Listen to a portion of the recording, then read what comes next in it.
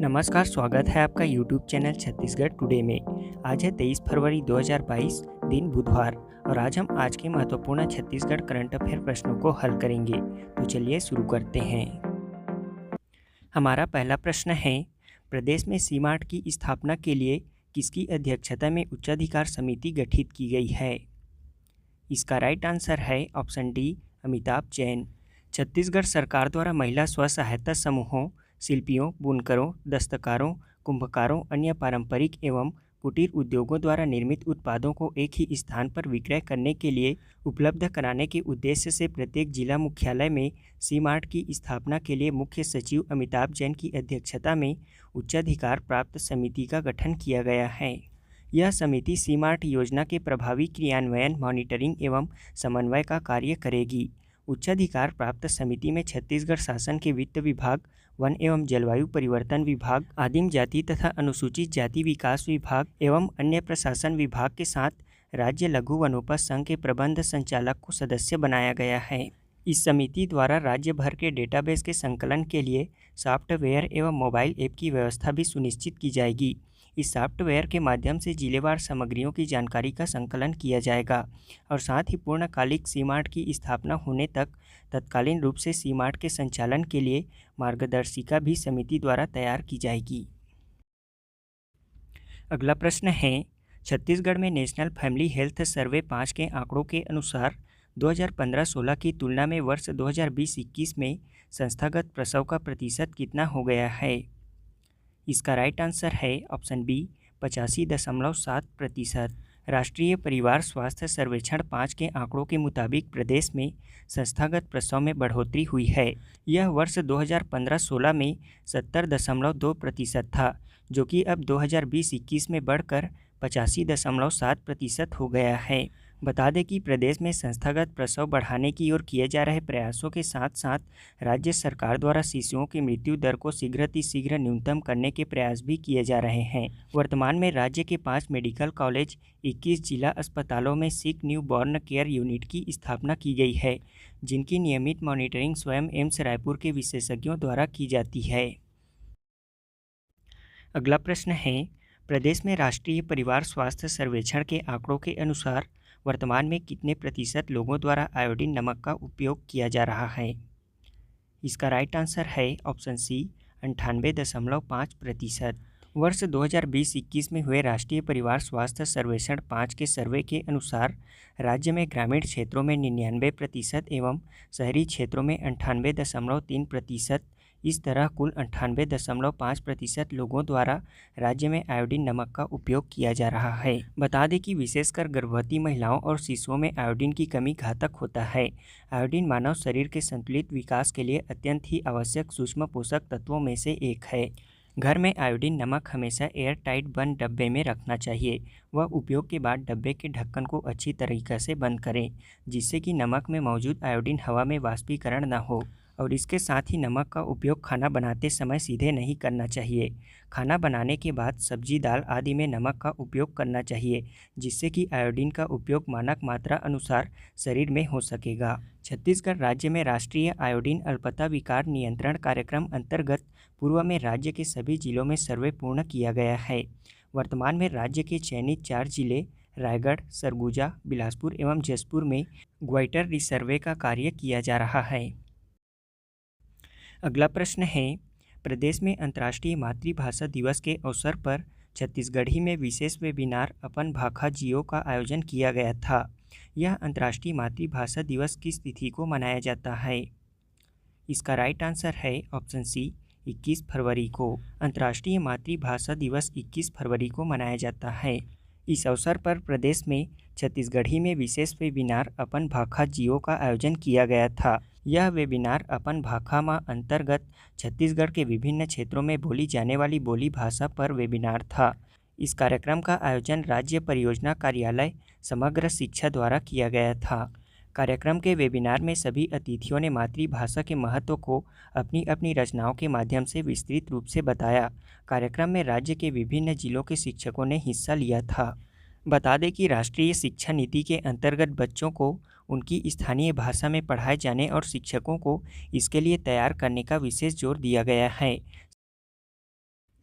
अगला प्रश्न है, रामपाल का ऐतिहासिक प्रसिद्ध शिव मंदिर प्रदेश के किस जिले में स्थित है?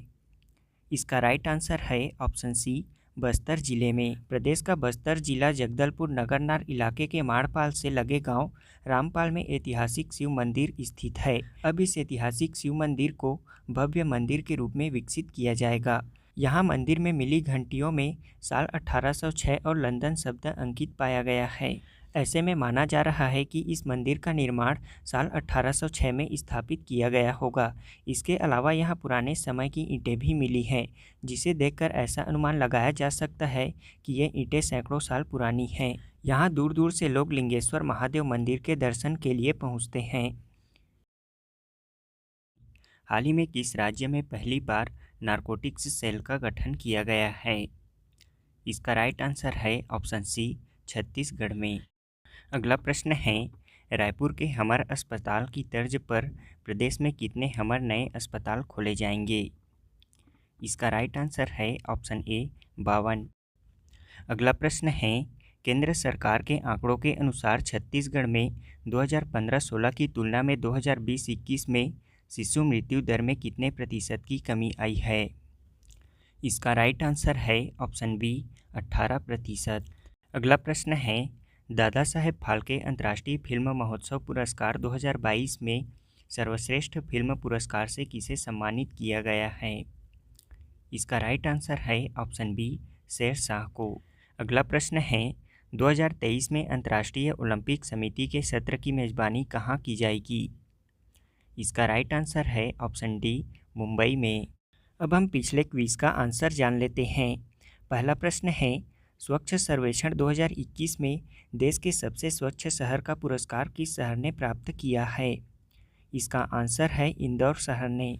मध्य प्रदेश के इंदौर शहर को लगातार 5वीं बार देश का सबसे स्वच्छ शहर का पुरस्कार 2021 हासिल हुआ है। इस पुरस्कार को राष्ट्रपति रामनाथ कोविंद द्वारा 20 नवंबर 2021 को स्वच्छ अमृत महोत्सव के नाम से आयोजित कार्यक्रम में पुरस्कारों का वितरण किया गया। देश में 10 लाख से अधिक जनसंख्या वाले शहरों में स्वच्छतम शहर का पुरस्कार इंदौर ने प्राप्त किया है। वहीं इसमें दूसरे स्थान पर सूरत व तीसरे स्थान पर विजयवाड़ा है।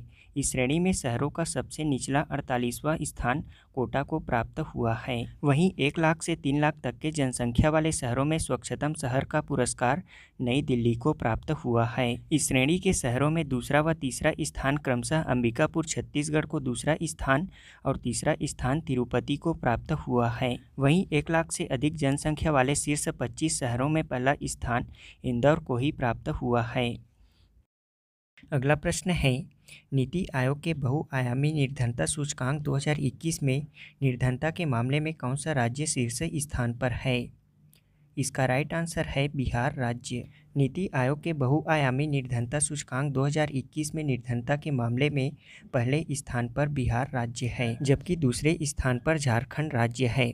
बता दें कि नीति आयोग द्वारा जारी विभिन्न राज्यों में निर्धनता का आकलन 3 क्षेत्रों स्वास्थ्य, शिक्षा व जीवन स्तर से जुड़े 12 सूचकांकों के आधार पर किया जाता है। इन सूचकांकों के आधार पर देश में सर्वाधिक निर्धनता बिहार राज्य में है, जहां 51.91% लोग निर्धन बताए गए हैं, जबकि 42.16% के साथ दूसरे स्थान पर झारखंड राज्य है। वहीं सूची में तीसरे स्थान पर उत्तर प्रदेश और चौथे स्थान पर मध्य प्रदेश है, जबकि केरल इस मामले में सबसे अच्छा है, जहां केवल 0.7% लोग ही निर्धन हैं। अगला प्रश्न है, कोरोना का नया वेरिएंट ओमिक्रॉन नवंबर 2021 में सबसे पहले कहां सामने आया था? इसका राइट आंसर है दक्षिण अफ्रीका में। कोरोना का नया वेरिएंट ओमिक्रॉन नवंबर 2021 में सबसे पहले दक्षिण अफ्रीका में सामने आया था। बता दें कि विश्व स्वास्थ्य संगठन WHO ने इसे वेरिएंट ऑफ कंसर्न अर्थात चिंताजनक वेरिएंट घोषित किया है। अगला प्रश्न है, राज्यसभा के नए महासचिव कौन बनाए गए हैं? इसका आंसर है PC मोदी को। केंद्रीय प्रत्यक्ष कर बोर्ड के पूर्व अध्यक्ष PC मोदी को राज्यसभा के नए महासचिव नवंबर 2021 में बनाया गया है। उनका कार्यकाल 10 अगस्त 2022 तक होगा। बता दें कि वर्तमान में लोकसभा के महासचिव उत्पल कुमार सिंह हैं। हमारा आज के क्विज़ का पहला प्रश्न है, 2021 में इंटरपोल के नए अध्यक्ष कौन बने हैं? दूसरा प्रश्न है, भारत से कौन अंतर्राष्ट्रीय विधि आयोग हेतु निर्वाचित हुए हैं? तीसरा प्रश्न है, केंद्रीय अप्रत्यक्ष एवं सीमा शुल्क बोर्ड के नए अध्यक्ष कौन नियुक्त किए गए हैं? चौथा प्रश्न है, नवंबर 2021 में भारतीय नौसेना के नए प्रमुख कौन बनाए गए हैं?